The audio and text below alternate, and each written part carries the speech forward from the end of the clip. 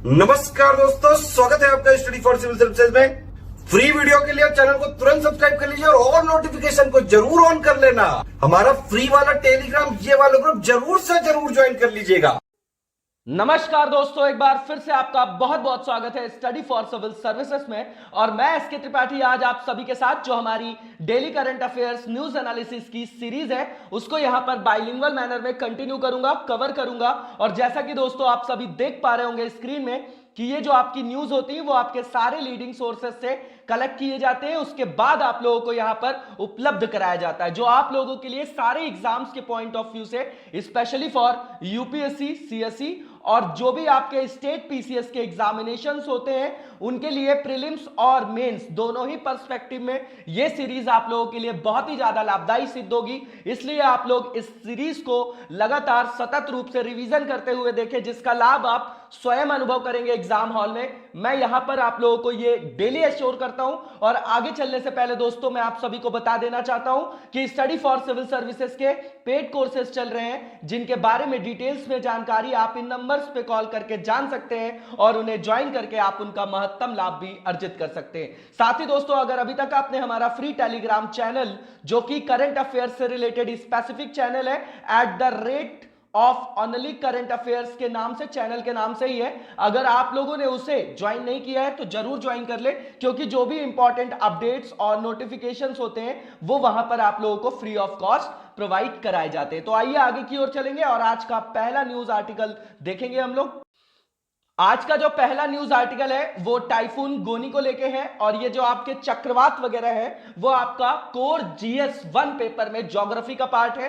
ठीक है, तो आप इसको जीएस पेपर 1 में रख सकते हैं। इसका रेफरेंस ये है कि अभी आपका पावरफुल स्टॉर्म जो है वो देखा गया है कहां पर, ईस्टर्न जो आपका फिलीपींस है, ठीक है, और उसी को जो है गोनी का नाम दिया गया है। ठीक है, इसको जो है टाइफून रॉली भी कहा जा रहा है, ये भी याद रखिएगा। और नाम जो है डायरेक्टली फ्रेम किया जा सकता है पीसीएस एग्जामिनेशंस में, यूपीएससी भी पूछ सकता है। ठीक है, तो वहां पे किया क्या है इन्होंने, जो फिलीपींस की आपकी सरकार है उन्होंने वहां पर जो है 10 लाख लोगों को जो है सुरक्षित स्थानों पर पहुंचाया है। ठीक है ना, तो नॉर्मल सी चीज है ये आपकी जो रेफरेंस दिया गया है। अब हमारे लिए क्या इंपॉर्टेंट है, जो आपका चक्रवात वाला पार्ट है साइक्लोन की, दरअसल साइक्लोन होता क्या है एक बार हम समझ लेते हैं। मैं कोर पार्ट आपको डिक्टेट कर देता हूं, उसके बाद हम आर्टिकल को कवर कर लेंगे।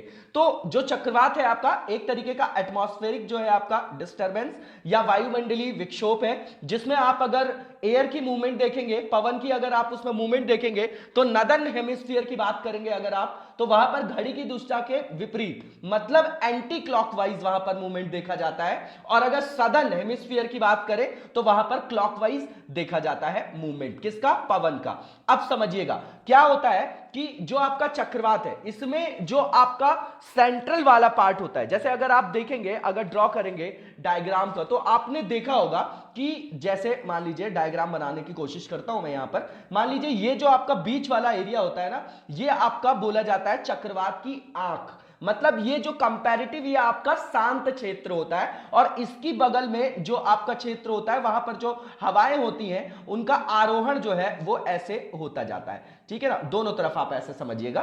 ठीक है ना, कि ये आपका बाहर की तरफ जो है आपका इस तरीके से जो है हवाओं का मूवमेंट होता है। तो बीच वाला जो क्षेत्र है वो चक्रवात की आंख या आई बोला जाता है और ये कंपैरेटिव आपका शांत क्षेत्र होता है। इसमें हवा की जो गति होती है अगर आप देखेंगे तो ऐसा जो है वृत्ताकार होती है। ठीक है ना, आप उसको देख जाइएगा एक बार, जरूरी है आपका। ठीक है ना, तो अब इसमें होता क्या है कि बीच में जो आपका ट्रॉपिकल डिप्रेशन बनता है, अगर हम जो फ्रीक्वेंसी के हिसाब से यहां पर इसको बाइफरकेट करें तो बीच में जो आपका क्या बनता है, जो एक्सट्रीम लो टेम्परेचर वहां पर बन जाता है, निम्न वायुदाब वहां पर बन जाता है। क्या बन जाता है, इसी को ट्रॉपिकल डिप्रेशन बोला जाता है। इसके बाद जब फ्रीक्वेंसी बढ़ती है तो वहां पर वर्टेक्स बनता है जिसको आप भंवर बोलते हैं, और उसी के बाद नेक्स्ट स्टेज जो है आपकी वो साइक्लोन कहलाती है, और उसी का एक्सट्रीम वर्जन जो होता है उसको टॉर्नेडो बोला जाता है। ठीक है ना, अब देखिए जो आपका लैटिट्यूडनल एक्सटेंट है, जो आपका अक्षांशी विस्तार है, उसके आधार पर अगर हम चक्रवात को बांटते हैं तो दो तरीके से बांटते हैं। एक तो आपका ट्रॉपिकल कहलाता है और दूसरा आपका टेम्परेट साइक्लोन कहलाता है, जो आप वेस्टर्न डिस्टर्बेंस वगैरह देखते हैं, है ना, भारत के संदर्भ में। ठीक है, तो ट्रॉपिकल साइक्लोन के लिए जो आपकी बनने के लिए जो आवश्यक कंडीशंस है वो क्या होती है? तो सबसे पहला जो आपका वायु में नमी मतलब मॉइस्चर की मात्रा है वो आपकी ज्यादा होनी चाहिए। पहली चीज क्यों होनी चाहिए? क्योंकि जो इसको ड्राइव करता है वो कौन ड्राइव करता है? इसके सतत संचलन के लिए, कंटिन्यूअस इसके मूवमेंट के लिए यहां पर कंडेंसेशन की जरूरत होती है। संघनन की जो आपकी गुप्त ऊष्मा होती है जिसको आप लेटेंट हीट बोलते हैं उसकी आवश्यकता होती है। वही इसके हीट इंजन की तरह जो है आपकी काम करता है, इंजन की तरह काम करता है। तो इसीलिए ये जो आपका स्पेसिफिक फीचर है कि जो आपका ट्रॉपिकल साइक्लोन होता है उसका जो आपका देखेंगे आपकी उसकी जो उत्पत्ति है वो आपकी कहां पर देखी जाती है? जो आपके समुद्रों की सतह होती है, ठीक है ना। तो समुद्रों पर ही जो है उसकी उत्पत्ति होती है। यही एक कारण है क्योंकि उसको ड्राइव करने वाला जो आपका मेन जो आपका क्या है आयाम है वो क्या है? आपका संघनन की गुप्त ऊष्मा मतलब कंडेंसेशन के अंतर्गत जो आपकी क्या है लेटेंट हीट होती है वही उसको ड्राइव करती है। जबकि इसी के विपरीत जब आप टेम्परेट साइक्लोन की बात करेंगे तो उसकी उत्पत्ति जो है फ्रंट के कारण होती है, वाताग्र के कारण होती है। तो उसमें जो ऊर्जा की आपूर्ति होती है वो कैसे होती है? जो आपके दो डिफरेंट एयर मासेस होते हैं उनमें जो आपकी फिजिकल प्रॉपर्टीज में डिफरेंशिएशन होता है, जो भिन्नता होती है भौतिक गुणों में, उसके कारण वो ड्राइव होता है। और यही कारण है कि जो आपका टेम्परेट साइक्लोन होता है वो आपका लैंड या वाटर मतलब स्थल या जल दोनों भागों पर उसकी जो है उत्पत्ति हो सकती है, ठीक है ना। तो नॉर्मल सी चीजें मैंने आपको बताया होगा यहां पर और क्लियर भी कर दिया है, ठीक है ना। और आप ये याद रखिएगा कि जो आपका ट्रॉपिकल साइक्लोन होता है, उष्णकटिबंधीय चक्रवात होता है, यह आपका ज्यादा विनाशकारी होता है, डिस्ट्रक्टिव ज्यादा होता है, कंपैरेटिव देख रहे हैं। और ये जो है आपका जब एक्सट्रीम अपने कंडीशन में पहुंच जाता है तो बहुत ही ज्यादा डिजास्ट्रस हो जाता है, ठीक है ना। जबकि आप टेम्परेट साइक्लोन देखेंगे तो इसमें जो है आपकी जो पवन की मूवमेंट होती है, पवन की गति होती है वो सामान्य से थोड़ी अधिक होती है। इसमें वर्षा की मात्रा भी सामान्य होती है, लेकिन कई बार देखा जाता है कि इसमें जो है ओले और तापमान की गिरावट के कारण ये भी आपकी ह्यूमंस की एक्टिविटीज में जो है नेगेटिव इंपैक्ट डालता है ना। लेकिन अगर आप देखेंगे उष्णकटिबंधीय चक्रवात में तो वहां पर बहुत ही ज्यादा जो है मूसलाधार बारिश वगैरह देखी जाती है, ठीक है ना। हालांकि अगर आप एक्सटेंशन की बात करेंगे तो जो आपका टेम्परेट साइक्लोन है उसका एक्सटेंशन बहुत लंबा है। जैसे आप मेडिटेरेनियन सी से आप देखते हैं वेस्टर्न जो आपका डिस्टर्बेंस जिसका इंपैक्ट हमारे भारत देश में भी नॉर्थ जो आपका वेस्ट वाला एरिया है, पंजाब हरियाणा वेस्टर्न यूपी, यहां पर देखा जाता है, ठीक है ना। उसी के कारण जो है 2 बार वहां पर गेहूं की खेती भी की जाती है, ठीक है ना। तो इसी को जो है आपका मेन डिफरेंस में रखा जाता है। और उष्ण और जो आपका मतलब जिसको बोलते हैं ना गर्म वाताग्र और शीत वाताग्र, उसके साथ ही जो है आपका टेम्परेट साइक्लोन की क्या होती है उत्पत्ति होती है, ठीक है। अब अगर ये देखें कि जो आपका ट्रॉपिकल साइक्लोन बनने के लिए जो आपके इंपॉर्टेंट और जो आवश्यक आपकी क्या है शर्तें हैं तो क्या है? तो सबसे पहले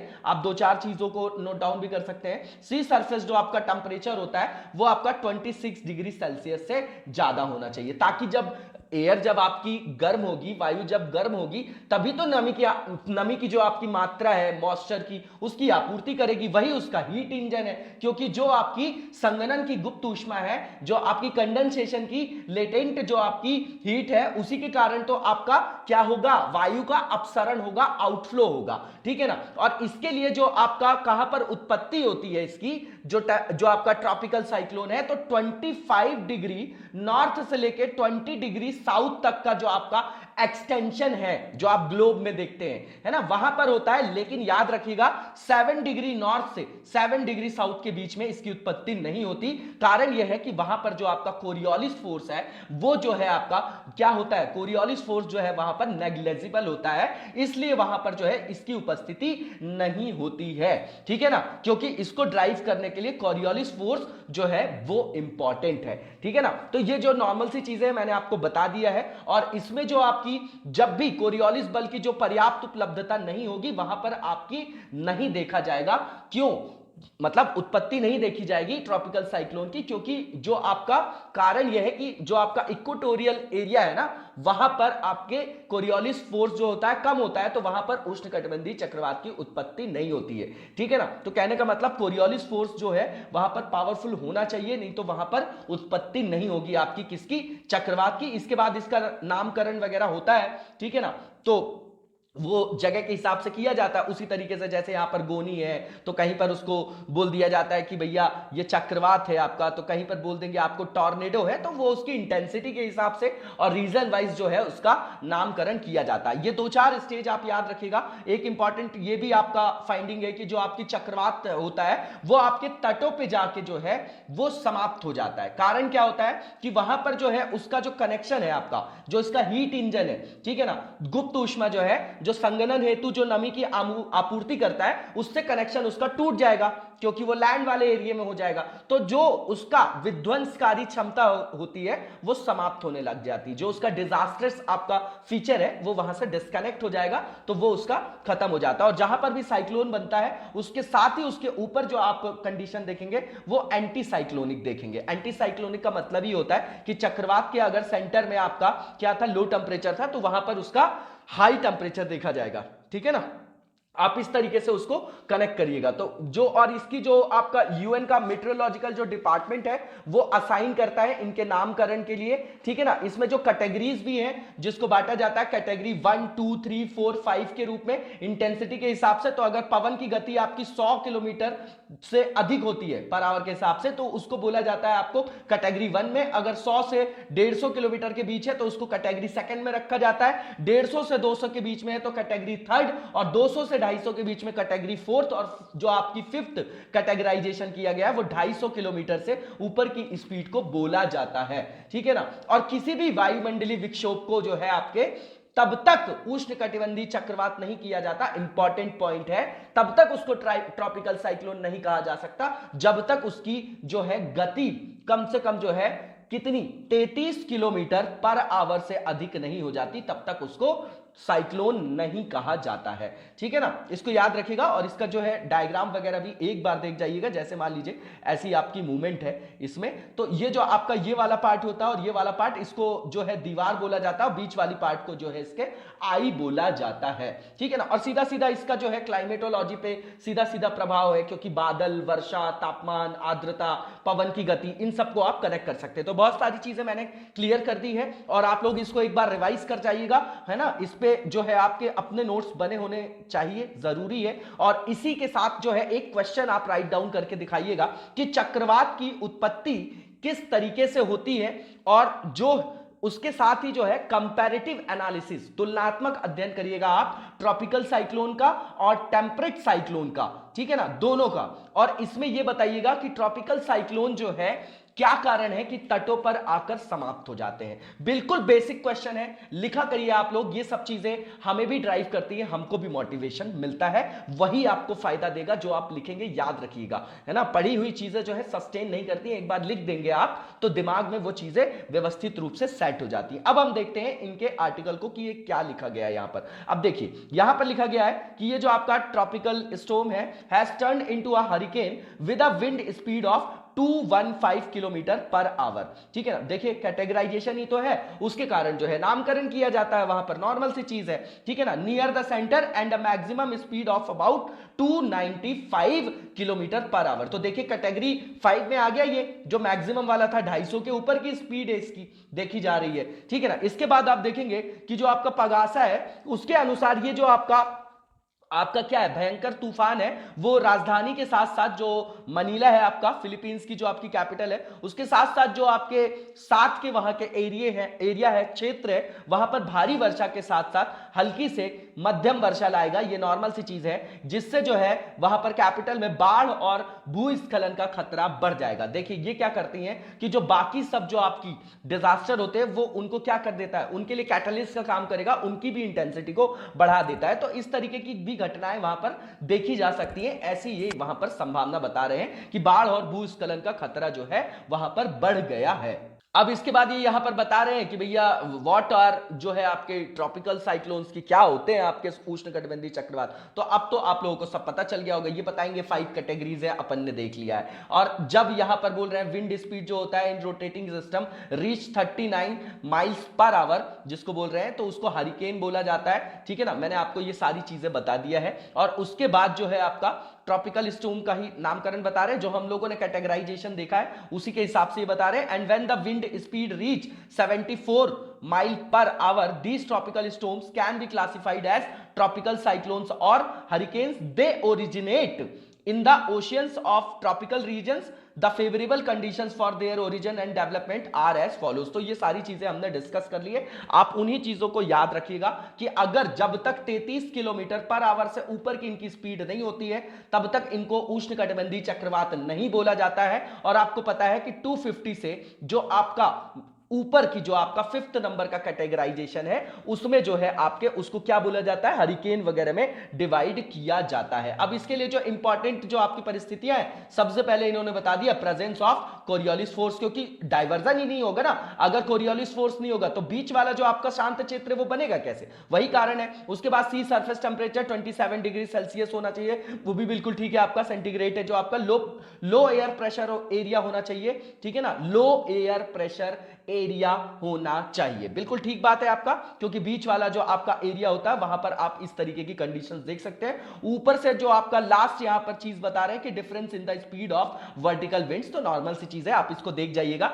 अब इसके बाद हरिकेन, टाइफून और चक्रवात में अंतर बता रहे हैं, तो भैया जो इंडियन ओशियन वाला आपका एरिया होता है ना, उसको जो आपका दक्षिण प्रशांत है ना, सदन जो आपका पैसिफिक, मेनली आप उसको याद रखिए, जो आपका इंडियन ओशियन वाला पार्ट है और उसके साथ वाले जो पार्ट है आसपास के, अगर वहां पर चक्रवात उत्पन्न होता है तो उसको साइक्लोन के नाम से जाना जाता है, ठीक है ना। और उसके अलावा जो आपका नॉर्थ वेस्ट पैसिफिक ओशियन वाला एरिया है वहां पर चक्रवातों को टाइफून बोला जाता है, और वहीं पे नॉर्थ अटलांटिक वाला एरिया देखेंगे या ईस्टर्न पैसिफिक वाला एरिया, तो वहां पर जो आपके ट्रॉपिकल साइक्लोन्स होते हैं उनको नाम दिया जाता है हरिकेन्स, ठीक है ना। तो नॉर्मल सी चीजें आप इसको देख जाइएगा, नॉर्मल सी चीजें लिखी गई हैं। और यहां पर जो है आपका साइक्लोन्स के बारे में बताया जा रहा है कि क्या है आपका, तो देखिए वेरिएबल और unstable cycle of winds which has low air pressure in the centre and high जो आपका प्रेशर आउटसाइड। तो मैंने बोला कि जहां पर भी साइक्लोनिक कंडीशन होगी उसके ऊपर आपकी एंटी साइक्लोनिक कंडीशंस देखी जाती हैं।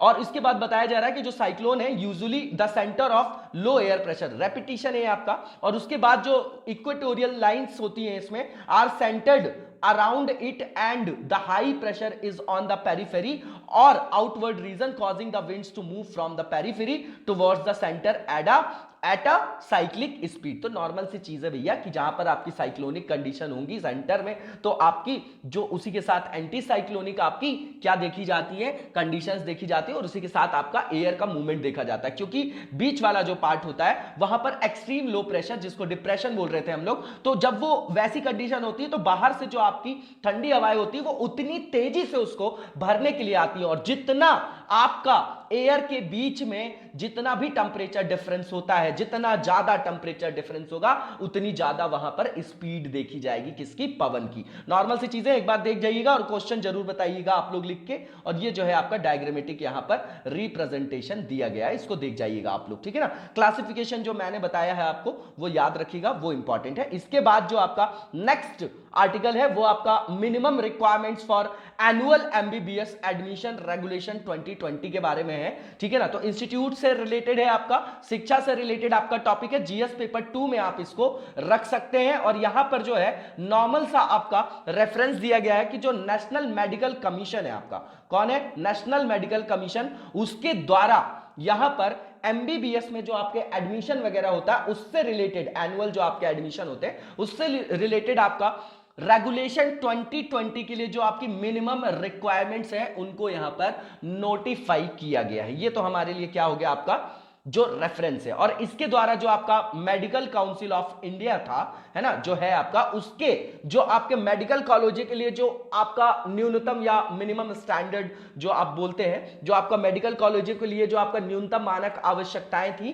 1999 के जो आपके मतलब रूल्स रेगुलेशंस थे, तो उसको ये आपका सब्स्टिट्यूट करेगा। ये तो रेफरेंस हो गया। अब इसके की पॉइंट्स जानना हमारे लिए जरूरी है। तो पहली चीज जो इसमें लिखा गया है कि ये जो आपका न्यू रेगुलेशन है, इसमें जो भी आपके प्रस्तावित मेडिकल कॉलेज हैं, जो आपका एकेडमिक ईयर है आपका 2021 से 2022 के लिए, 2021-22 के लिए, तब से लेके आपका ये अप्लाई होगा। जो आपका वार्षिक एमबीबीएस में जो आपका एडमिशन है उसमें संख्या में जो है आपका इंक्रीमेंट करने के लिए, बढ़ोतरी करने के जो आपके इच्छुक पहले से ही आपके स्थापित मेडिकल कॉलेज है उन पर यह लागू हो जाएगा। कुल मिला के समझिए कि 2021-22 से जो है आपका ये अप्लाई हो जाएगा, ठीक है ना। अब इसमें जो इंपॉर्टेंट पॉइंट्स बताए जा रहे हैं, ठीक है ना, वही लिखा है यहां पर, देख लीजिएगा आप, ठीक है ना। तो यहां पर जो आपकी इंपॉर्टेंट फीचर्स हैं वो इंपॉर्टेंट पॉइंट्स हमारे लिए देखना जरूरी है। इसमें सबसे पहली चीज है कि ये जो आपका न्यू रेगुलेशन है ये रिमूव करेगा द कंडीशन रिलेटिंग टू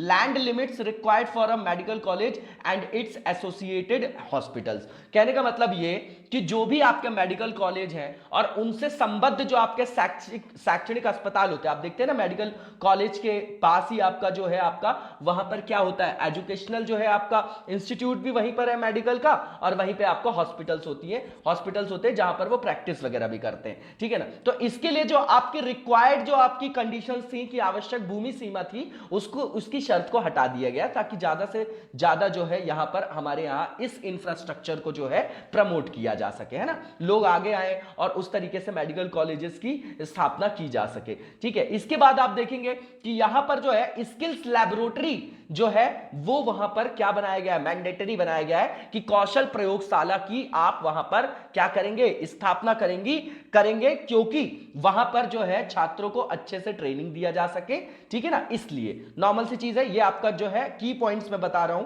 यहां पर आप लोगों को, ठीक है।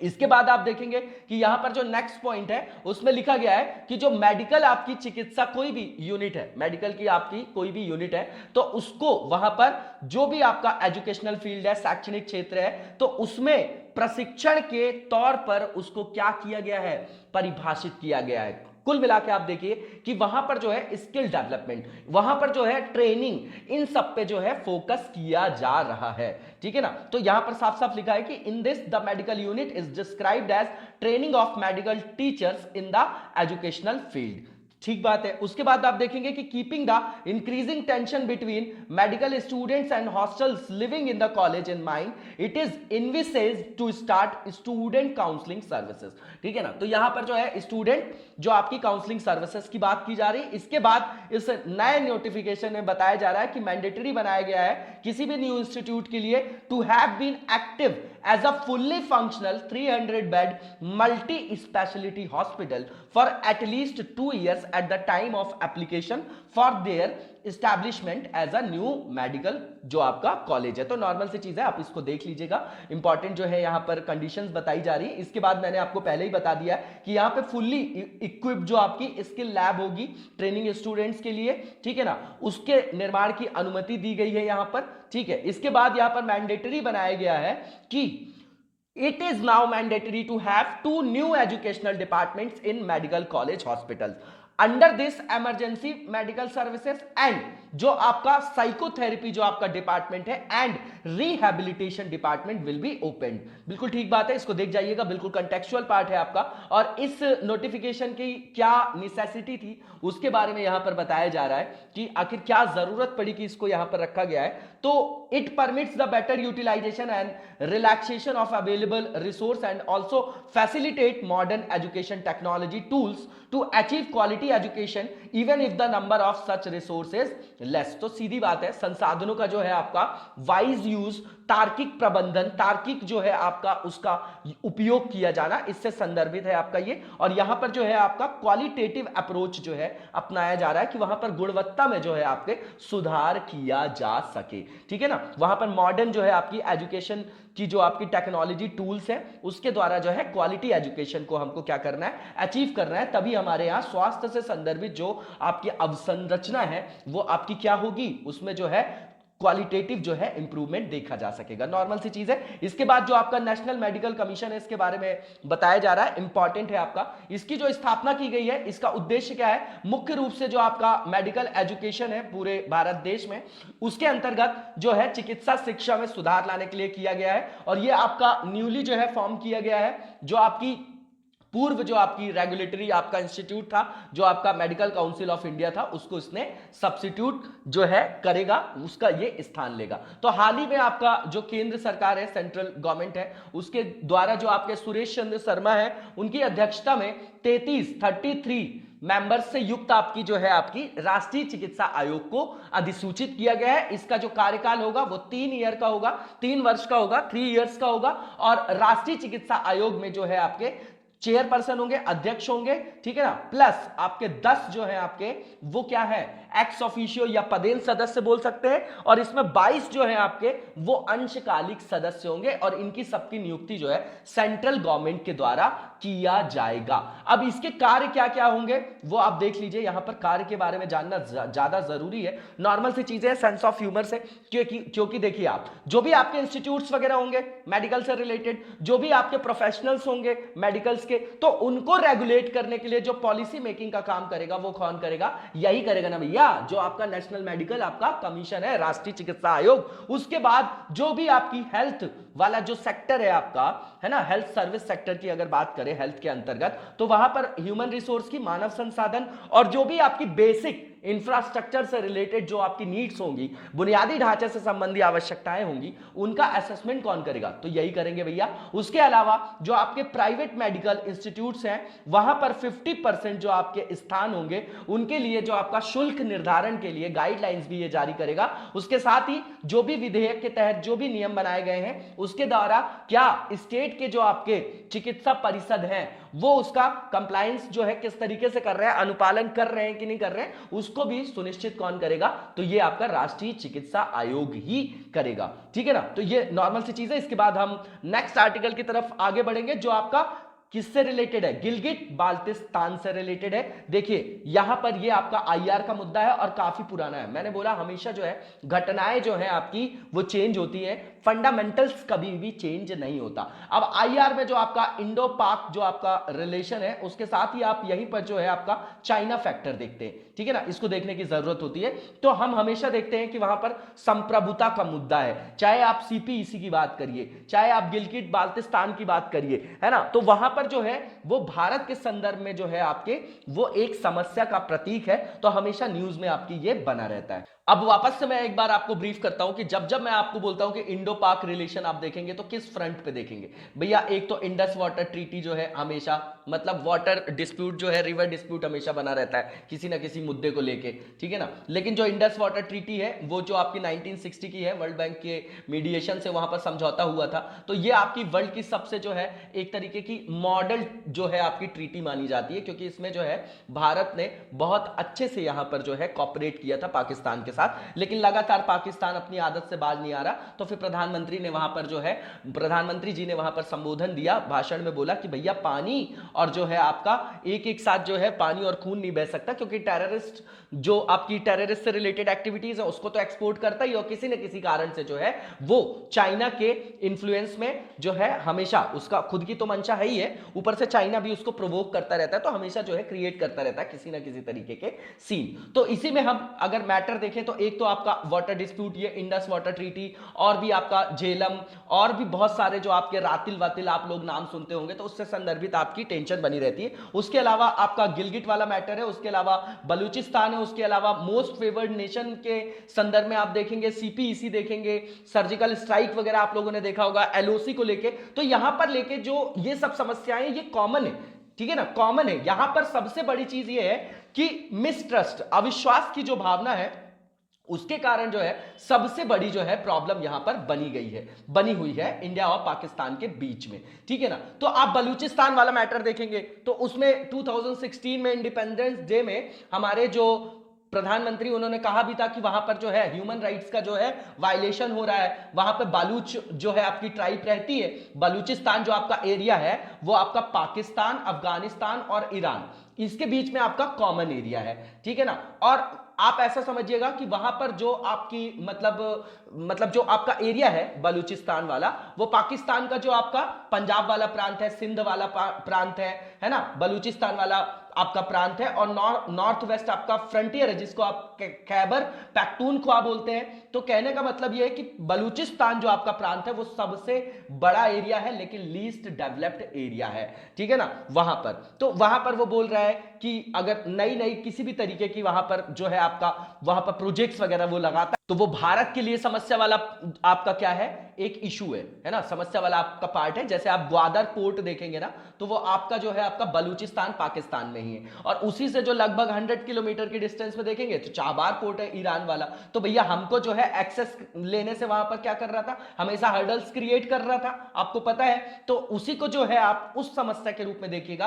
और इसके अलावा अगर आप देखेंगे तो जो सीपीईसी वाला आपका एरिया है, चाइना पाकिस्तान इकोनॉमिक कॉरिडोर जो है आपका, वो भी आपका क्या है, वो उसको एक्सेस दे रहा है, ठीक है ना, चाइना को अपने यहां, और हमको जो है वहां से रोक रहा है। तो हमारे लिए वो कहीं ना कहीं से वहां पर प्रॉब्लम क्रिएट कर रहा है। नॉर्मल सी चीज है, आप इसको देख जाइएगा।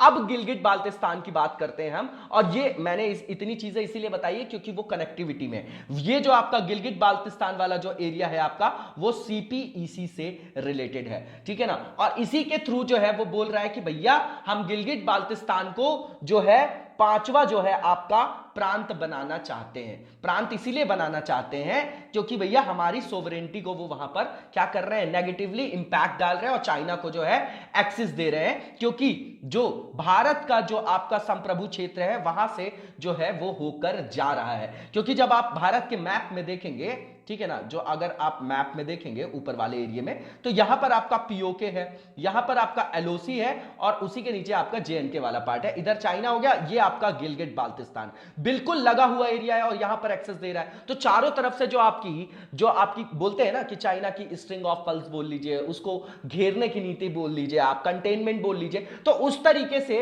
ये भारत को परेशान करने का तरीका है। अभी आप गिलगिट बाल्टिस्तान में गवर्नमेंट का स्ट्रक्चर देखेंगे तो वहां पर जो है इलेक्टेड असेंबली है, ठीक है ना, और उसकी मतलब उसकी जो है एक तरीके से देखिए कि वो ऑटोनॉमस जो है आपका रन करता है अपनी गवर्नेंस को। लेकिन अगर उसकी काउंसिल देखेंगे ना तो उसको जो है पाकिस्तान के पीएम हेड करते हैं, तो वहां पर एक तरीके से पपेट गवर्नमेंट है। तो सीपीईसी जो है आपका गिलगिट जो बाल्टिस्तान है वहां से पास होगा, ठीक है ना, क्योंकि चाइना का प्रेशर है पाकिस्तान पे, और पाकिस्तान जो है वहां पर कॉन्स्टिट्यूशनल अमेंडमेंट करके उसको 5th प्रोविंस बनाना चाहता है। लेकिन भारत का स्टेट क्या है, भारत बोलता है कि जो आपका गिलगिट बाल्टिस्तान का जो एरिया है वो क्या है, अपना अभिन्न अंग है भारत का, इसलिए जो है पाकिस्तान के अंतर्गत वहां पर जो ये इनिशिएटिव लिया जा रहा है इसको हम क्या कर रहे हैं, अपोज कर रहे हैं, क्योंकि सीधे सीधे हमारे लिए जो है नेशनल सिक्योरिटी को लेके यहां पर थ्रेट जो है वो बना रहेगा, ठीक है ना। इसको आप देख जाइएगा। सीपीईसी के अंतर्गत आप देखेंगे तो ये लगभग 3000 किलोमीटर का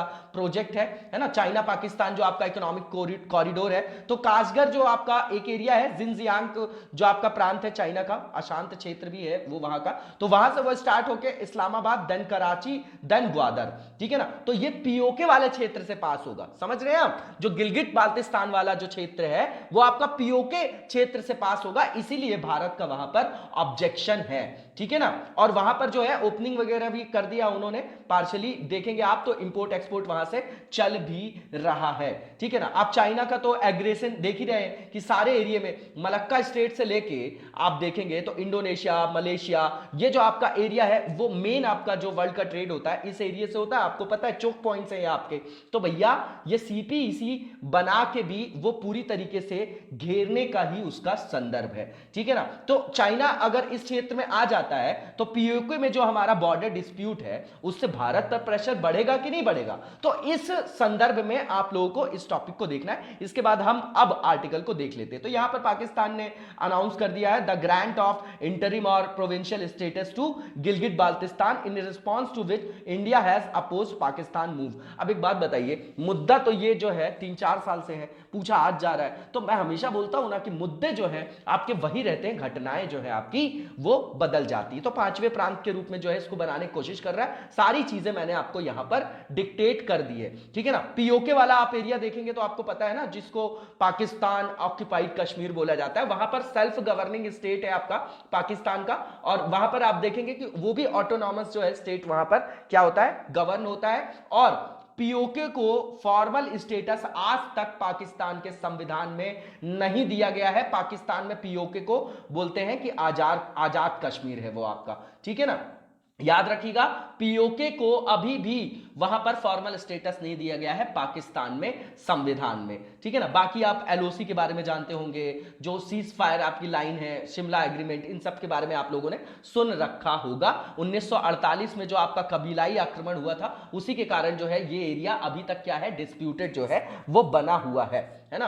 फॉर्मली जो है रिकॉग्निशन जो है कराची समझौते से दोनों के बीच में, जहां पर सीज फायर डिक्लेयर किया गया था ना 1949 में, आगे चल के जो है उसी को जो है आपके 1972 में शिमला एग्रीमेंट से अप्रोक्सीमेटली 750 किलोमीटर लॉन्ग आपका ये एरिया है, जिसको एलओसी के रूप में, लाइन ऑफ कंट्रोल के रूप में रखा गया है, ठीक है ना। अब हम यहां पर देख लेते हैं कि लेटेस्ट जो इंसिडेंट है वो क्या है। सबसे पहले यहां पर जो भाई साहब हैं हमारे क्रिकेटर इमरान खान जी, वो जो उनकी सरकार ने बोल दिया, फिर से वही बात बोल दी कि भैया अब जो है हम स्टेटस देने जा रहे हैं इसको, गिलगिट बाल्टिस्तान को प्रांत बनाने जा रहे हैं, ठीक है ना। अंतरिम राज्य या प्रांत का दर्जा देने की घोषणा की है, क्योंकि अभी इनका दिमाग सही नहीं हो रहा ना। वैसे भी ये इकोनॉमिक फ्रंट में बहुत सारे चैलेंजेस को फेस कर रहे हैं, लेकिन अभी इनका दिमाग खुल नहीं रहा है, वो चाइना के जो है हिसाब से ही चल रहे हैं। उसके बाद आप देखेंगे यहां पर जो प्राइम मिनिस्टर है भाई साहब, जो इमरान खान है आपके क्रिकेटर, है ना, गेंद से भी बहुत ज्यादा छेड़छाड़ करते थे, अब सरकार में रह रहे हैं तो यही सब करेंगे। तो जो आपके प्राइम मिनिस्टर है पाकिस्तान के, उन्होंने कहा है कि गिलगिट बाल्टिस्तान जो है आपके will be given constitutional rights and elections will be held there in November. अब कोरोना में वहां पर वो चुनाव कराएंगे, under which the administrative order of the year 2018 has been allowed to be amendment. Normal सी चीजें हैं, देख जाइएगा। इसके बाद भारत की प्रतिक्रिया हमारे लिए ये इंपॉर्टेंट है। तो हमारे यहां भारत में जो हमारे फॉरेन मिनिस्ट्री के जो आपके स्पोक्समैन है, उन्होंने बोला है कि इंडियन गवर्नमेंट ने रिजेक्ट किया है ये illegal occupation and alteration in the Indian territory of Pakistan. देखिए आप, मुद्दा सिर्फ वही है, पीओके वाला एरिया, संप्रभुता, सॉवरेंटी का मुद्दा है हमारा, यही कीवर्ड है आपके, ठीक है ना। बाकी सब लिखने का यहां पर स्टाइल है। India has stated that as per the statutory and non binding provisions of the state merger in the union of India 1947, entire union territory of JNK, Ladakh and Gilgit Baltistan are integral parts of India. Bharat का अभिन्न क्षेत्र उसको माना जाता है। तो अगर यहां इस तरीके की कोई भी गतिविधि करता है पाकिस्तान, तो भारत के लिए वहां पर संप्रभुता के लिए चुनौती है, संप्रभुता के लिए कंसर्न है, चिंता है। वही चीजें आ रही है, पूरा पैराग्राफ आप देखिए। इसके अलावा जो मैंने कीवर्ड्स बता दिए, कुछ भी नहीं होगा। मैं आपके लिए ये बार बार इसलिए हाईलाइट करता हूं कि न्यूज कितनी भी बड़ी हो, हमको रोज का पूरा पेपर नहीं रटना, उसमें से कीवर्ड्स को निकाल के हमको किनारे रखना। आप लोग बोलते हैं नोट्स कैसे बनाना, अरे भैया इंडिया पाकिस्तान लिख लिया, हम मुद्दे देखते जा रहे हैं, क्या मुद्दा आया, A4 साइज का पेपर अलग करिए ना, कॉपी में मत बनाइए नोट्स, उस पेज को अलग कर दीजिए, पेज में से किनारे आप जगह छोड़िए, बीच वाले क्षेत्र में आप लिखिए वहां पर कि जो टॉपिक के क्या क्या यहां पर इश्यूज आ रहे हैं। कहीं कभी न्यूज में आया इंडस वाटर ट्रीटी, भैया हमने लिख लिया 4 पॉइंट। उसके अलावा आपका आ गया गिलगिट बाल्टिस्तान, लिख लिया हमने। CPEC आ गया, हमने लिख लिया। हाँ, तो इस तरीके से चीजों को हमको वहां पर क्या करना है, नोट्स को हमको बनाना है। इसके बाद आप देखेंगे कि ये जो आपके चेंजेस हैं made by Pakistan in any of these area will not be accepted. तो भारत जो है उसको जो है एक्सेप्ट नहीं करेगा, नॉर्मल सी चीज है। अब इसमें इंडिया जो है आपका has also stated that such efforts by Pakistan with the intention of dismantling its illegal occupation, ठीक है ना। तो अवैध कब्जे को जो है आपका छिन्न भिन्न करने के इरादे से 7 दशकों से अधिक समय से इन यहां पर जो है आपके मानवाधिकारों के उल्लंघन, शोषण और स्वतंत्रता, इससे जो है वो इनकार नहीं कर सकता। नॉर्मल सी चीज है, बिल्कुल नॉर्मल सी, कि इंडिया ने ये भी बोला है कि such efforts by Pakistan with the intention of dismantling its illegal occupation have been in violation of these human rights for more than 7 decades, ठीक है ना। आपका 1948 के बाद जो 47 के बाद जो आपका ये कबीलाई आक्रमण होता है, स्वतंत्रता के बाद तुरंत ही कर देते हैं ये आपके, ठीक है ना। Can not deny the violation, exploitation and freedom. तो नॉर्मल सी चीजें हैं, आप इसको देख जाइएगा। इसके बाद आगे की ओर चलेंगे और रिलेटेड हिस्ट्री बता रहे हैं इसके बारे में। तो भैया ऐसा है कि जो आपका पूर्व जो आपका जम्मू कश्मीर रियासत था, उसमें 5 क्षेत्र थे, कश्मीर वाला घाटी वाला क्षेत्र, जम्मू, लद्दाख, गिलगिट एजेंसी और गिलगिट जो आपका वजरात एरिया है। 1947 से पहले जब तक जो है विभाजन नहीं हुआ था। 1947 की बात करें तो after the invasion of the Pakistan army on the princely state of JNK, a large part of it went under the control of Pakistan. बिल्कुल ठीक बात है। उसके बाद ये जो आपका पार्ट है, ठीक है ना, these parts were part of Kashmir valley Gilgit agency and Gilgit वजारत। यहां पर जो गवर्नमेंट ऑफ पाकिस्तान है वो मर्ज हो गई आपकी गिलगिट एजेंसी और गिलगिट वजारत के साथ into a united Gilgit region, उसी को मिला के गिलगिट रीजन बोला जाता है। इसके बाद 1971 में मैंने जो आपको बता दिया है, जो आपका क्या है शिमला एग्रीमेंट वगैरह के बारे में आप बता देंगे। Pakistan separated the united Gilgit region from Pakistan occupied Kashmir, ठीक है ना।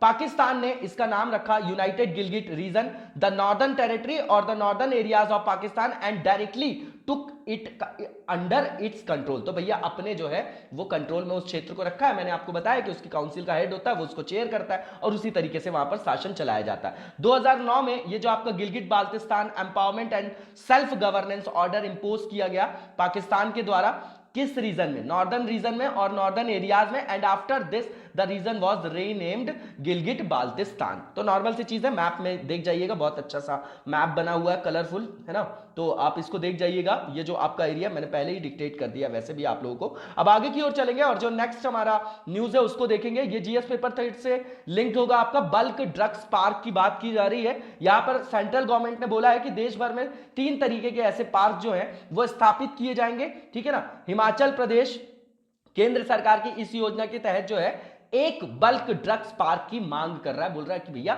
एक जो ड्रग्स पार्क है हमारा वो आपका जो आप स्थापित करने जा रहे हैं वो हमारे क्षेत्र में आप हिमाचल प्रदेश में लगा दीजिए। हेल्थ और टेक्नोलॉजी से रिलेटेड है आपका ये टॉपिक, तो आप जीएस पेपर 3 में रखेंगे, ठीक है ना। अब ये बल्क ड्रग्स होते क्या हैं, ठीक है, तो सीधी बात है जो भी आपके एक्टिव फार्मास्यूटिकल इंग्रेडिएंट भी इनको बोला जाता है एपीआई, है ना। आपको पता है कि जो मतलब चाइना से जो इंपोर्ट वगैरह कर रहे थे हम, इस पे बहुत ज्यादा डिपेंडेंट है, तो उसको लेके भी अभी ये न्यूज में था 1-2 महीने पहले, है ना। इस तरीके से हमको कनेक्टिविटी करना है। अब एपीआई मेडिकल से रिलेटेड चीजें इंपोर्ट एक्सपोर्ट कर रहे हैं तो वहां पर लिखा हमने, और जब भी ये टॉपिक आया तो उसको वहां पर हम कनेक्ट करके ऐड ऑन करेंगे। इस तरीके से 6 महीने 7 महीने में आपके नोट्स इतने कॉम्प्रिहेंसिव बन जाएंगे जो किसी किताब में नहीं मिल सकता, ठीक है ना। तो ये जो है आपका यहां पर जो बताया जा रहा है, ये एपीआई भी इसको बोला जाता है, जो भी आपकी रिक्वायरमेंट्स होती हैं, है ना, इसको बोला जाता है ना कि मतलब ये दवा का संगठक है। तो मेडिसिन को बनाने के लिए आपका ये क्या है, एक तरीके से मतलब प्रायर जो है आपकी रिक्वायरमेंट है इन चीजों की पड़ती है। तो जो बल्क ड्रग को ये भी बोला जाता है एक्टिव फार्मास्यूटिकल इंग्रेडिएंट्स, इसको याद रखिएगा। और ये जो है आपके कोई भी आपका मेडिसिन है या ड्रग्स है उसके जो है इंपॉर्टेंट कंपोनेंट्स है, प्रमुख संगठक होते हैं, और किसी भी औषधि को, किसी भी मेडिसिन को वांछित चिकित्सीय प्रभाव जो है आपका प्रदान करने में सक्षम बनाते हैं। नॉर्मल सी लेमैन की लैंग्वेज में समझिएगा कि भैया जो कोई भी आपकी मेडिसिन होगी तो जो उसका इंपैक्ट आप देखते हैं ना, तो उस इंपैक्ट को बनाने के लिए जो उसके अंतर्गत वो जो कैपेसिटी होती है वो कौन डेवलप करता है, तो वो यही डेवलप करता है। ये आपका इंपॉर्टेंट इंग्रेडिएंट है। इसके अलावा जो भी आपकी औषधीय गतिविधियां हैं मेडिसिन के अंतर्गत, है ना, जो मेडिसिनल आपकी एक्टिविटीज है उसको ये क्या करता है, सक्रिय करता है, एक्टिव करता है। वही चीज यहां पर लिखी गई है कि बल्क ड्रग को जो है आपके एक्टिव ड्रग क्या बोला जाता है, यहां पर एक्टिव ड्रग जो कंपोनेंट बोला जा रहा है इसको एक्टिव फार्मास्यूटिकल इंग्रेडिएंट बोला जाता है, वो समझिएगा आप। Gives a desired therapeutic effect और प्रोड्यूस द डिजायर्ड जो आपका फार्माकोलॉजिकल एक्टिविटी है, नॉर्मल सी चीजें हैं। इसके बाद एग्जांपल बता रहे हैं कि जैसे पैरासिटामोल जो है आपका वो बल्क ड्रग है जो यूज किया जाता है किस लिए, आपके दर्द में राहत के लिए, रिड्यूस करने के लिए पेन को। It is mixed with binding agents और solvents mixed with pharmaceutical product. Is that paracetamol जो आपकी टैबलेट होती है, कैप्सूल होती है या सिरप होती है, that are used by the patient. तो नॉर्मल सी चीज है, एग्जांपल के थ्रू बता रहे हैं। इसके बाद अगर आप देखेंगे कि जो प्राइमरी केमिकल और बेसिक रॉ मटेरियल है that undergo reactions to form APIs are called major starting material, ठीक है ना। नॉर्मल सी चीज है, ये बिल्कुल फैक्चुअल है, इसको देख जाइएगा। इसके बाद यहां पर बताया जा रहा है जो केमिकल कंपाउंड जो फॉर्म होता है इसमें during the intermediate stage during these reactions are called drug intermediate और ड्रग इंटरमीडिएट्स लिखा गया उसको। तो भैया जो मध्यवर्ती चरण होगा उसको मध्यवर्ती चरण ही तो बोला जाएगा रासायनिक यौगिकों का। तो नॉर्मल सी चीज है, यहां पर जो है भारत क्यों प्रमोट कर रहा है बल्क ड्रग पार्क को, तो सीधी बात है भैया हम इंपोर्ट करते हैं, वही चीज आ गई यहां पर जो मुद्दा शुरू में बता दिया मैंने आपको। अब इंटरकनेक्टेड है कि नहीं इंपोर्ट एक्सपोर्ट से। अब बोले कि भैया नहीं ये तो आईआर का पार्ट है, नहीं है आईआर का पार्ट, सारे जो सब्जेक्ट्स हैं एक दूसरे से इंटरलिंक्ड होते हैं। आपने कभी सोचा कि पुरानी चीजों में आप देखेंगे तो एथिक्स भी अरस्तु से पढ़ रहे हैं आप, बायोलॉजी भी उनसे पढ़ रहे हैं, आप पॉलिटिकल साइंस भी उनसे पढ़ रहे हैं। अब जो है मार्केट इकोनॉमी के कारण चीजों को अलग अलग बांट दिया गया है ना। और पहले जो आपके एक ही व्यक्ति जो है बहुत सारी चीजों को बताता था, बहुत सारे सब्जेक्ट्स को, कारण ये है कि सारे सब्जेक्ट्स एक दूसरे से स्वतंत्र नहीं होते, कहीं ना कहीं एक दूसरे से संपृक्त होते हैं, जुड़े हुए होते हैं। और यही अप्रोच की जरूरत है आपको सिविल सर्विसेज के लिए, ठीक है ना। तो इंडियन जो आपका फार्मास्यूटिकल इंडस्ट्री है उसकी रैंक 3rd है पूरे वर्ल्ड में, but this industry imports active pharmaceutical ingredients, intermediate drugs and key starting ingredients from other countries specially China. Aatmanirbhar Bharat, Bharat में मेक इन इंडिया को प्रमोट करना, है ना। तो ये सब जो आपका मुद्दा है उसी से जुड़ा हुआ ये मुद्दा है कि नहीं है, ठीक है। तो हमको जो है डिपेंडेंसी जो है चाइना पे कम करनी है, क्योंकि जो रेगुलर वो हमारे बॉर्डर में जो है उसके साथ डिस्प्यूट्स देखे जा रहे हैं और टेंशन को रेस करता रहता है और बोलता यही है कि हम जो है सॉफ्ट पावर है और हम जो है आपका पीसफुली राइज कर रहे हैं, लेकिन है ड्रैगन, जहां भी खड़ा होगा आग उगलता रहेगा वो, ठीक है ना। तो therefore any disruption in these countries can affect India's pharmaceutical industry. अगर उसके ऊपर डिपेंडेंट है और उसने बोल दिया कि भैया हम आपको नहीं देंगे अगर किसी तरीके की प्रॉब्लम होती, तो हम तो अगर किसी पे डिपेंडेंट है, अगर किसी कंट्री पे और विशेषकर चाइना पे, तो सीधा सीधा हमारे यहाँ इंपैक्ट पड़ सकता है ना। अभी टेलीविजन जो थी आपकी उसके इंपोर्ट में बैन लगाया गया, फिर एयर कंडीशन पे लगाया गया, है ना। तो उसी तरीके से आप देखिए तो उसका अल्टरनेटिव भी तो लगाएंगे, बैन करेंगे अगर हम किसी चीज को तो उसको हमारे यहाँ उत्पादित भी तो करेंगे। आप उस संदर्भ में आप इसको देखेगा। इसके बाद जो बॉर्डर कॉन्फ्लिक्ट है between India and China has also aggravated the situation. India has given enough reason to consider it in this field. तो सीधी बात है, बॉर्डर जो आपके डिस्प्यूट चल रहे हैं, सीमा संघर्ष लगातार आप देख रहे हैं, तो इस तरीके की समस्याओं को और गंभीर बना दिया गया। इसलिए इन सब इश्यूज पे विचार करना भारत के लिए, भारत सरकार के लिए प्राथमिकता का आयाम बन चुका है, प्रायोरिटी पे रखा जा रहा है इन सब चीजों को। तो ये आपकी सेंटर का प्लान है। Under the centres scheme 3 bulk drugs park will be set up in the country providing lump sum grant in aid for the construction of collective infrastructure facility। तो सीधी बात है भैया, यहां पर अनुदान तो देना ही पड़ेगा, है ना, क्योंकि बहुत बड़ी फंडिंग की यहां पर जरूरत पड़ेगी। इसके बाद grant in aid will be 70% of the cost of common facilities, but in the case of Himachal Pradesh and other hilly states will be 90%। अब क्या ये अलग है भैया, जो हिमाचल वाला आपका एरिया है, जो हिमालयन जो आपका मतलब क्षेत्र है, वहां पर तो हमेशा आप देखते हैं ना कि ग्रांट का जो आपका परसेंटेज होता है वो ज्यादा होता है, ठीक है ना। तो जो नॉर्मल आपके जो आपके स्टेट्स है वहां पर 70% तक एड देंगे, तो जो आपके हिमालयी राज्य, हिमाचल प्रदेश जैसे जो आपके पहाड़ी राज्य, हिली स्टेट्स है, वहां पर 90% तक इसमें क्या दिया जा सकता है, ग्रांट दिया जा सकता है। और सेंटर ने बोला है, बताया है कि centre will provide a maximum financial aid of 1000 crore जो है आपका पर पार्क। तो प्रति पार्क के हिसाब से 1000 करोड़ रुपए की आर्थिक जो है आपकी सहायता वहां पर सेंटर के द्वारा दी जाएगी, मैक्सिमम लिमिट है आपकी। और यहां पर स्टेट में propose only one site which is not less than 1000 acres in area और less than 700 acres in the case of hilly state. Normal सी चीज है, यहां पर रिक्वायरमेंट्स बताई जा रही हैं, ठीक है ना। और इसमें यह बताया जा रहा है कि वाई हिमाचल प्रदेश ने जो है ऐसा क्यों बोला जा रहा है, ऐसी मांग क्यों की जा रही है। तो हिमाचल प्रदेश आप ऑलरेडी देख रहे होंगे कि मेडिसिनल जो आपके मतलब मैन्युफैक्चरिंग वगैरह की बात है, तो वहां पर बहुत सारे पहले से ही जो आपकी यूनिट्स हैं वो सेटअप की जा चुकी हैं, ठीक है। तो ऑलरेडी वो एशिया के अंतर्गत जो है लार्जेस्ट फार्मा मैन्युफैक्चरिंग हब के रूप में स्थापित है। इसलिए दूसरी चीज, the name of this hub is Baddi, जो आपका बरोटी वाला नालागढ़ इंडस्ट्रियल एरिया है। बद्दी बरोटी वाला नालागढ़ जो आपका औद्योगिक क्षेत्र है वो आपका हब के रूप में प्रसिद्ध है हिमाचल में। और इस राज्य द्वारा भारत के कुल दवा निर्माण का लगभग आधा उत्पादन यहीं से होता है। अब समझिए, जो हमारे यहाँ जो भी मेडिसिन का मैन्युफैक्चरिंग हो रहा है उसका 50% अकेले कंट्रीब्यूट कर रहा है हिमाचल प्रदेश। तो भैया उसका तर्क सही कि हमारे यहाँ लगाइए आप एक पार्क, है ना, एक जो है आपका पार्क जो है आप हमारे यहाँ भी लगा दीजिए। इसके बाद Himachal Pradesh provides electricity and water at the lowest rates in the country and the state also has an industrial gas pipeline. Normal सी चीजें, यहां पर इंफ्रास्ट्रक्चर के बारे में बता रहे हैं कि अच्छी कनेक्टिविटी है वहां पर। उसके बाद यहां पर बताया जा रहा है Himachal Pradesh has climbed 9 places to reach the 7th position in the country in the trade ranking जो आपका announce by the centre last month. All these circumstances make Himachal suitables for bulk drug park, ठीक है। तो इसको देख लीजिएगा, ये कंटेक्चुअल पार्ट बता रहे हैं कि भैया क्या तर्क है आखिर, अगर बार बार मांग कर रहा है आपका हिमाचल प्रदेश के हमारे यहां बनाइए, तो उसके लिए तर्क बता रहे हैं और जायज तर्क है ये सब।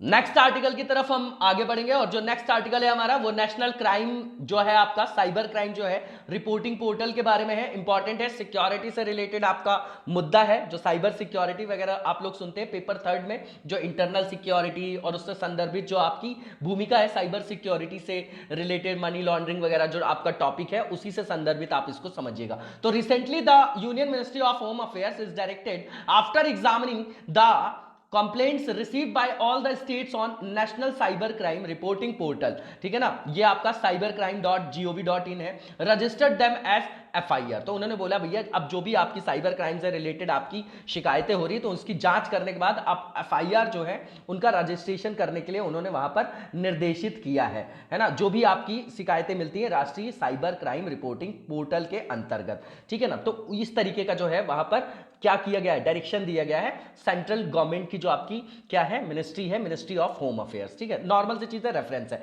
अब यहां पर रिक्वायरमेंट क्या है, इसकी आवश्यकता क्या है वो बताया जा रहा है। तो अभी का जो डेटा अवेलेबल है ना, उसके हिसाब से मिनिस्ट्री में only 2.5% of the total complaints registered on the national cyber crime reporting portal are converted into FIR। कहने का मतलब ये टोटल जितनी आपकी शिकायतें हैं अभी जो करंट सिनेरियो केवल 2.5% ही आपकी जो शिकायतें होती है उसको FIR के रूप में बदला जाता है। तो भैया हमारे यहाँ जो है साइबर क्राइम लगातार बढ़ते जा रहे हैं, चाहे आपके अकाउंट से पैसा हो, चाहे आपके अकाउंट को हैक करने वाली चीजें हो, है ना। तो इन सब चीजों को एड्रेस करने की जरूरत है क्योंकि क्रिटिकल इंफ्रास्ट्रक्चर है, सारी चीजें जो आपकी ऑनलाइन हो गई है, सारे ट्रांजेक्शन वगैरह, तो समस्या वाली बात है ना, हाँ, कि इस तरीके की चीजों को एड्रेस नहीं किया गया अगर तो इनका मनोबल बढ़ता जाएगा क्रिमिनल्स का और वो इस तरीके से परेशान करते रहेंगे। उस संदर्भ में आप इसको लीजिएगा। उसके बाद जो आपका NCRB जो नेशनल क्राइम रिकॉर्ड जो आपका ब्यूरो है, क्राइम से रिलेटेड जो आपका डेटा होता है उसके लिए बहुत इंपॉर्टेंट इसकी फाइंडिंग होती है। इसके डेटा को आप हमेशा अपने पास रख सकते हैं। तो इसके द्वारा जो डेटा दिया गया है तो उसने बताया है कि भैया लास्ट ईयर 2019 में जो रजिस्टर्ड साइबर क्राइम थी उनकी संख्या में 63.5% की ग्रोथ देखी गई है। इतनी किसी और सेक्टर में देखी जाती है ग्रोथ? हाँ, एग्रीकल्चर में, इंडस्ट्री में, कहीं नहीं। क्राइम में हमारे यहां आप देखिए 100%, 150%, है ना, 63.5% इस तरीके का इंक्रीमेंट देखा जा रहा है। तो इसको एड्रेस करने की जरूरत है कि नहीं है ना। इसके बाद जो आप होम मिनिस्ट्री के जो एफर्ट्स हैं अवेयरनेस बढ़ाने के लिए उसके संदर्भ में यहां पर बताया जा रहा है ना, जो भी आपके साइबर सिक्योरिटी से रिलेटेड आपके कंसर्न है उससे संदर्भित समझिएगा। तो ये जो आपका पर्पस है आपका जो मिनिस्ट्री ऑफ होम अफेयर्स है जो उसने इनिशिएटिव लिया है, किस लिए लिया है, इंकरेज करने के लिए a group of cyber crime volunteers to prohibit illegal content on the internet through the national cyber crime reporting portal. तो सीधी बात है, इसको बना के वहां पर जो हमारे यहाँ जो साइबर क्राइम वॉलंटियर्स है उनके समूह को प्रोत्साहित किया जाएगा ताकि जो भी आपकी गैर कानूनी सामग्री वगैरह है वो इंटरनेट पे प्रोवाइड ना कराई जाए। क्योंकि सब चीजों की अगर मतलब किसी भी चीज का लाभ होता है तो नुकसान भी होता है और डिजास्टर्स इंपैक्ट भी देखा जा सकता है। नेट का यूज बहुत अच्छा है लेकिन वाइज यूज अगर नहीं करेंगे और अगर उसका गलत यूज व्यक्ति करने लग जाता है ना, जो मेनली चिल्ड्रंस वगैरह, तो उससे जो है बहुत सारी प्रॉब्लम्स भी रेज होती हैं जो आपके सोशल इश्यूज को, सोशल कंसर्न को रेज करती हैं। ठीक है ना, आप लोग समझ पा रहे होंगे। इसके बाद जो नेक्स्ट यहां पर पॉइंट दिया गया है, even though citizens have been invited to register as cyber crime volunteers to play the role of marking illegal content to assist law enforcement agencies in identifying and reporting lawful / जो आपका legal online content and removing it. तो normal सी चीजें, इसको देख जाइएगा, factual चीजें बताई जा रही है। अनलॉफुल कंटेंट के बारे में बताया जा रहा है, तो जो भी आपकी गैर कानूनी सामग्री वगैरह है उसको क्लासिफाई किया गया है as material against the sovereignty and integrity of India under which all of them shall be under the lawful, जो आपका अनलॉफुल कंटेंट जो के रूप में रखा जाता है। ठीक है ना, तो भैया ऐसा है कि हमारे यहाँ दंगे वंगे भी प्रोवोक किए जाते हैं अब तो, है ना। बताया ना मैंने आपको कि भैया जो आपका इंटरनेट है यहाँ पर भाषण और अभिव्यक्ति की स्वतंत्रता है क्योंकि कोई देखता नहीं। यहाँ पर आपकी पर्सनल एथिक्स आना चाहिए कि जब हम कोई कमेंट करते हैं सामने वाले आदमी हमको देख नहीं सकता, कुछ बोल नहीं सकता, तो कुछ भी उल जलूल बातें हम कमेंट में लिख देंगे। और वहां पर अभी तक कम था क्या, जो फिजिकली लोग जो है वो सारे मुद्दों को, सांप्रदायिकता को, कम्युनलिज्म को बढ़ा रहे थे, है ना। और उसके बाद अब आप ट्विटर, फेसबुक पे भी ये सब चीजें चला रहे हो, हाँ, अब आप देखिए टेररिस्ट जो आपके जो भी ऑर्गेनाइजेशंस हैं वो कैटर करते हैं ऑनलाइन लोगों को। आपने बहुत सारी घटनाएं देखी होंगी कि हमारे यहाँ फल्ला आदमी जाके आईसिस में शामिल हो गया, पूरे विश्व से लोग जा जाके वहां पर शामिल हो रहे थे। आप उस संदर्भ में देखिएगा, और ये बहुत जरूरी है कि जो नैतिकता है बनाए रखने की, कि भैया ऑनलाइन है तो कमेंट कर दिए, कुछ भी बोल दिए, उसको सोचना चाहिए ना कि सोसाइटी पे क्या इंपैक्ट जा रहा है हमारे ऊपर। पॉलिटिकल डिबेट में फंस जाते हैं हम लोग, चीजों को समझ नहीं पाते। अरे जब तक जनता अवेयर नहीं होगी देश का विकास नहीं होगा, नेता कितना भी अच्छा हो जाए। इस चीज को दिमाग में बिठा लीजिए, इसके ऊपर विचार करिएगा आप लोग। हम फालतू नेताओं के लिए आपस में जो है लड़ाई करते रहते हैं, फलना आदमी अच्छा फलना बुरा। अरे हमको क्या लेना देना यार, हमको पद से मतलब है। हाँ, हमको मतलब नहीं है कि कौन व्यक्ति मुख्यमंत्री है, कौन व्यक्ति प्रधानमंत्री। हमको मतलब यह है कि जो प्रधानमंत्री पद है हमारे लिए वो सम्मानीय है, उस पद की गरिमा बनाए रखना चाहिए। व्यक्ति विशेष से हमारा लेना देना नहीं होना चाहिए, यही तो न्यूट्रलिटी है। आप देख लीजिए ट्रंप और बिडेन के चुनाव में वहां पर मुद्दा है क्या? कोई मुद्दा है जाति को लेके, धर्म को लेके? नहीं है। वहां पर ग्रोथ कैसे होगी भैया, क्या मेजर्स लेंगे, क्या पॉलिसी होगी, इस पे डिबेट। हमारे यहाँ क्या डिबेट होती है?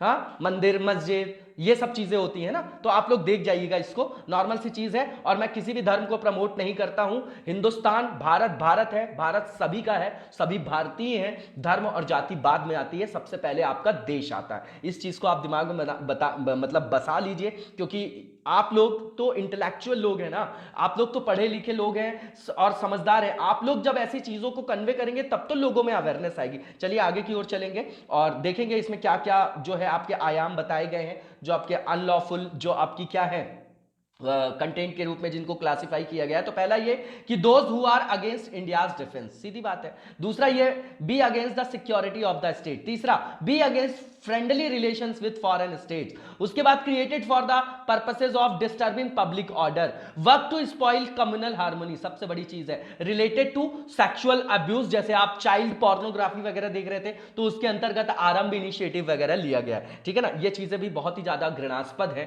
ना। और मानवता का जो है आपका वो अंत होता जा रहा है ना। मानवता जो है वो कम होती जाएगी, तो इस तरीके से जो सामाजिक समरसता है, जो हार्मनी है, वो तो कम होती जाएगी ना, ठीक है ना। नॉर्मल सी चीजें, ये पॉइंट देख जाइएगा। इसके बाद जो national cyber crime reporting portal, उसके बारे में बताया जा रहा है कि सुप्रीम कोर्ट के निर्देश पे सितंबर 2018 में 2018 में ये पोर्टल आपका स्टार्ट किया गया। इसके अंतर्गत सबसे शुरू में जो मैंने बताया आपको चाइल्ड पोर्नोग्राफी, इसके अंतर्गत आप आरंभ इनिशिएटिव देख सकते हैं। अब कभी प्रीलिम्स में ये पूछ लेगा तो बोलेंगे कि क्यों पूछ लिया। अरे भैया इंपॉर्टेंट है इसलिए पूछ लिया। और महिलाओं और बच्चों के लिए जो आपके उनके खिलाफ जो सेक्सुअल हरासमेंट और यौन उत्पीड़न से संबंधित अपराध वगैरह जो आपके हो रहे थे, तो उनकी शिकायतों के लिए इसको बनाया गया था कि भैया फिजिकली नहीं, आप कहीं से भी जो है एक्सेस करके वहां पर रिपोर्ट तो करो, गवर्नमेंट को बताओ, तो फिर उन सब चीजों को बैन किया जाएगा। उसके बाद में मतलब आगे चल के इसी ने राष्ट्रीय साइबर क्राइम रिपोर्टिंग पोर्टल का रूप ले लिया, जो आपका 30 अगस्त 2019 को लॉन्च किया गया। और इसके अंतर्गत सेंट्रलाइज्ड आपका प्लेटफॉर्म है, इसमें सभी प्रकार के आप साइबर अपराधों की रिपोर्ट की जा सकती है। तो देख जाइएगा, इंपॉर्टेंट पार्ट है आपके लिए ये।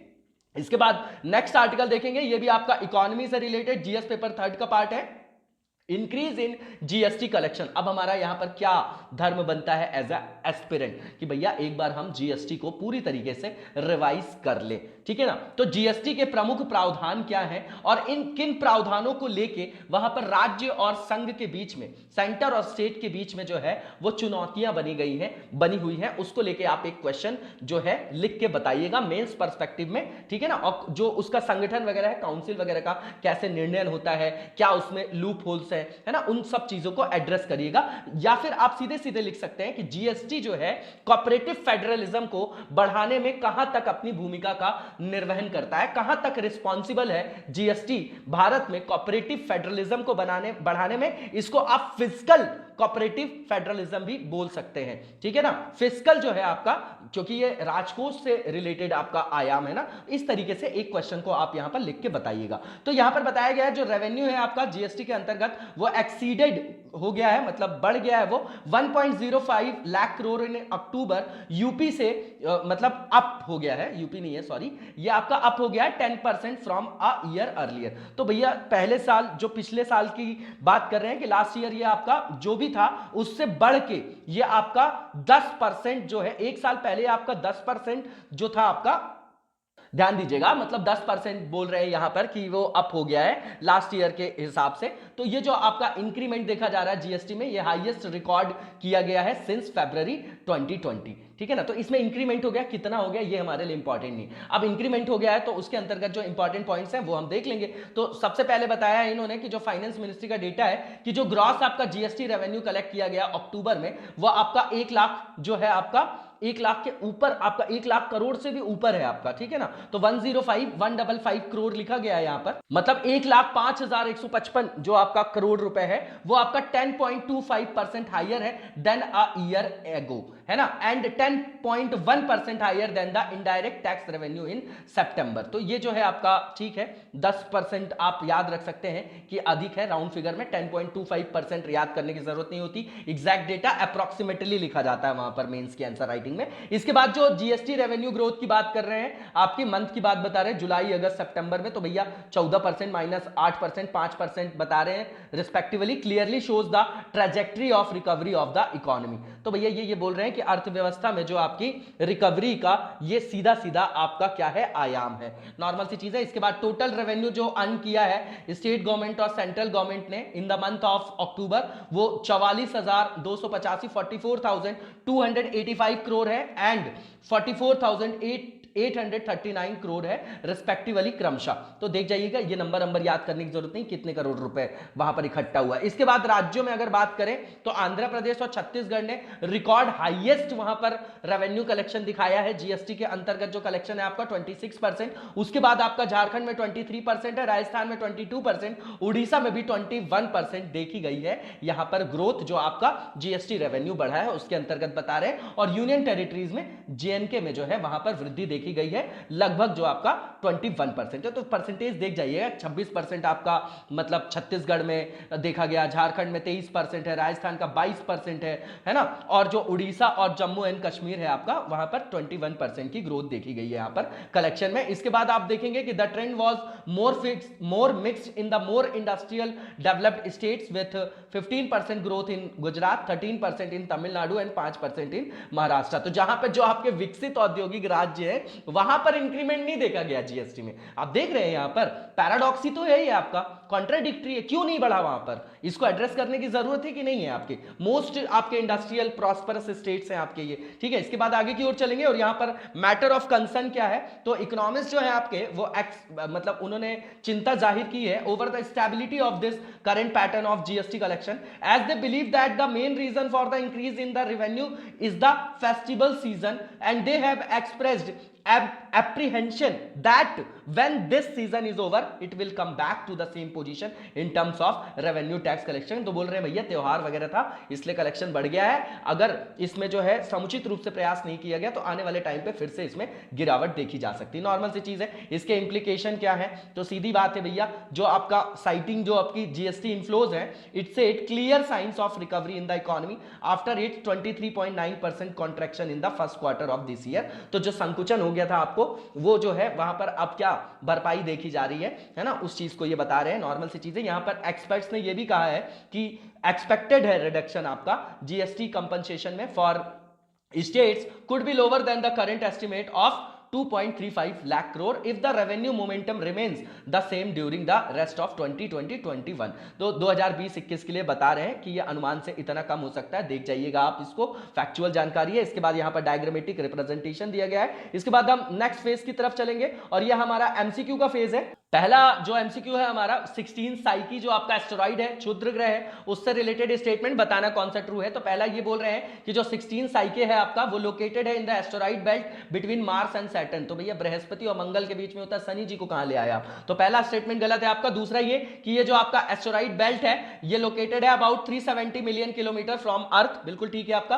तीसरा ये कि it was first discovered in 1853 and named after the ancient जो आपके ग्रीक गॉडेस हैं ऑफ स्पिरिट साइके। तो दूसरा और तीसरा स्टेटमेंट सही है, पहला स्टेटमेंट गलत था। ओनली 2 और 3, इसका आंसर आपका बी हो जाएगा। और नेक्स्ट क्वेश्चन देखेंगे यहां पर हम, और जो नेक्स्ट क्वेश्चन है हमारा इसमें वैभव जो आपका समिट है उसके बारे में स्टेटमेंट फ्रेम किए गए हैं, बताना कौन सा आपका ट्रू है। तो पहला ये ग्लोबल इंडियन साइंटिफिक समिट है, ये आपकी is a global summit of किसके अंतर्गत है ये आपका, जो आपका वैज्ञानिक है, शिक्षाविद है, उनका एक ये आपका वैश्विक शिखर सम्मेलन है। इसमें आपके जो भी रेसिडेंट हैं, इंडियन साइंटिस्ट हैं, है ना, और जो भी आपके एकेडमिशियंस होते हैं उनको जो है इसमें सम्मिलित करके ये आपका सम्मेलन मनाया जाता है। तो पहला स्टेटमेंट बिल्कुल ठीक है। दूसरा ये कि global summit was inaugurated on 2 October 2020, Mahatma Gandhi birth anniversary. तो ये स्टेटमेंट भी बिल्कुल ठीक है। इट वाज कंक्लूडेड ऑन 31 अक्टूबर 2020, सरदार वल्लभ भाई पटेल जी की जयंती के दिन, जो एकता दिवस के रूप में मनाया जाता है,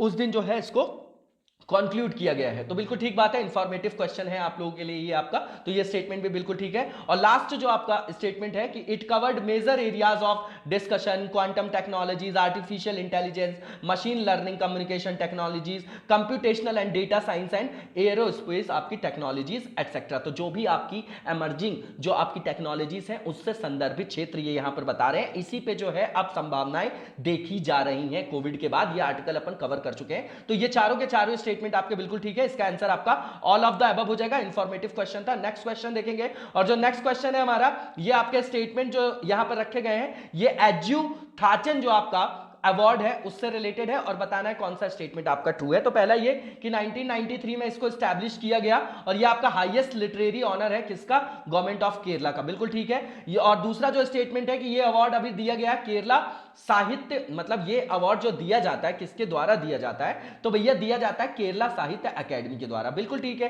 दूसरा स्टेटमेंट। और तीसरा ये कि फेमस जो आपके मलयाली राइटर है पॉल, जिनको जाचरिया बोला जाता है, याचरिया बोला जाता है, सॉरी, ठीक है ना, इनको देख लीजिएगा, याचरिया नहीं है, जाचरिया है ये आपका, ठीक है ना, तो नाम देख लीजिएगा, पॉल जाचरिया है, has been selected for the 28th जो आपका कौन सा पुरस्कार है, एज्यूथाचन जो आपका पुरस्कार है वो उनको दिया जा रहा है, ठीक है ना। तो तीनों के तीनों स्टेटमेंट आपके बिल्कुल ठीक है, और इसका आंसर आपका ऑल ऑफ द अबव हो जाएगा। इंफॉर्मेटिव क्वेश्चन था। इसके बाद नेक्स्ट क्वेश्चन देखेंगे, very important national park Kaziranga, ठीक है ना, तो इसके बारे में स्टेटमेंट दिए गए हैं और बताना है कौन सा ट्रू है आपका।